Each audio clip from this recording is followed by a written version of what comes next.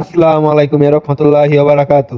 আজ আমি কি এগুলো খাদ্য নিয়ে এসে মিক্সার করব, কারণ এগুলো সব একত্র করে মিক্সার করতে হবে। কালকে আমি বাজারে গিয়ে সাইডে এই যে খাবারগুলো নিয়ে আসছি, ধানের কুড়া, খেসারি এবং কি ভুসি, এগুলো নিয়ে এসে একত্র করে মিক্সার করব। তাই এগুলো সব আগে ঢেলে ফেলছি।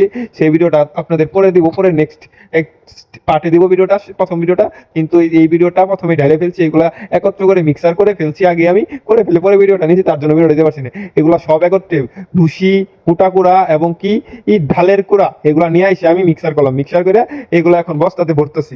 বস্তাতে বইরা সাইরা পরে এগুলা বস্তা একত্র করে থুবো। এগুলো আবার আমি আজকে 1 তারিখ যেহেতু, 31 তারিখ, কালকে তো খাওয়াবো, 1 তারিখ তো খাওয়াবো, তাই আমি এগুলাকে বস্তা করে সুন্দর করে থুয়ে দিব, তারপরে এগুলা খাওয়াবো। আলহামদুলিল্লাহ এগুলা মিক্সার করা শেষ হয়ে গেছে আমার। এগুলাকে বস্তা করতেছি, বস্তা করে ক্লিয়ার করে পরে এগুলাকে থুবো।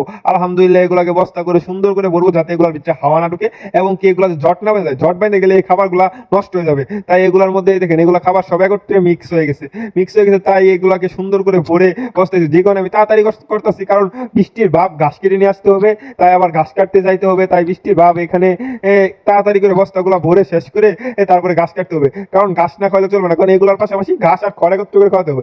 ঘাস কেটে নিয়ে আসে আবার খড় খুলতে যাইতে হবে। তাই আমি এগুলো মিক্সার করে ফেলছি, এগুলাকে এখন ভরে তার পাশে ঘাস কেটে নিয়ে আসবো, ও নিয়ে আসি খড় খুলতে যাবো। আলহামদুলিল্লাহ এগুলো ভরতেছি, ভরে শেষ করি। এবং কি এই যে এগুলো যেগুলো জিনিস আমি নিয়ে আসছি, এগুলো নেক্সট ভিডিওতে দিব, আপনারা দেখবেন। আলহামদুলিল্লাহ এগুলো ভরতেছি।